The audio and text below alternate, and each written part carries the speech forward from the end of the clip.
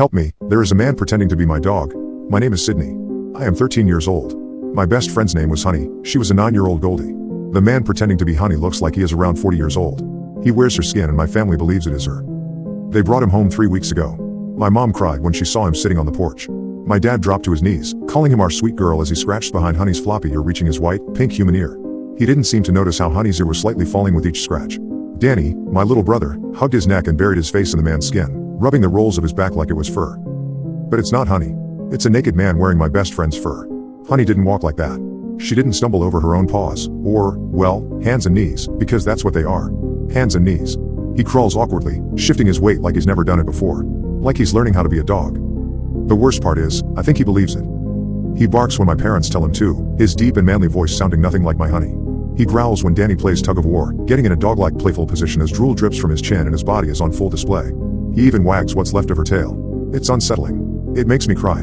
He sits by the door when the leash comes out, panting with his strange, unnatural smile like he's excited. Like he wants to be walked. I tried to tell my mom. I told her it wasn't Honey, but she just stroked his head and said, "Don't say that, Sydney. Look how happy she is to be home." The first night he got here, I heard scratching outside my window.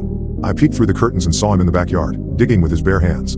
His nails were caked with dirt, and he was muttering to himself between shallow, panting breaths. I stayed up all night listening to him claw at the ground. The next morning, I found out why. When I went outside, there was a fresh hole near the fence where he'd been digging. It was sloppy, dirt scattered everywhere, and right at the bottom of it was Honey's old collar. It was torn, the leather shredded, and the metal buckle was stained dark red.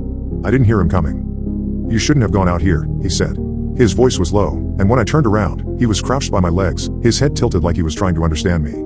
His hands were dirty, trembling as he reached for me, but I bolted before he could get any closer. "Honey, come here, girl," my dad called out, and he went back to barking and tail wagging, trotting to him on hands and knees. But not before looking at me with his tongue out. Since then, he won't leave me alone. He follows me around the house, sniffing at my toes and licking my legs. Anytime I'd yell at him to stop, my family would tell me I've turned into a dog abuser. They'd make me pet him, and he would bark happily. He sits outside my door at night, whining softly, scratching at the wood. Last night, he finally pushed the door open. "Scoot over," he growled, climbing into my bed without waiting for me to answer. He curled up beside me, his knees pulled to his chest, and rested his head on my pillow. He smelled like dirt and sweat and something I don't want to name. I didn't sleep at all. I just lay there, stiff and silent, as he muttered and whimpered in his sleep, his breath warm against the back of my neck. I could hear every human word that left his lips, and yet my family doesn't believe me. They really think it's Honey. I am the only one mourning my best friend. I don't think he's going to stop. And I'm scared.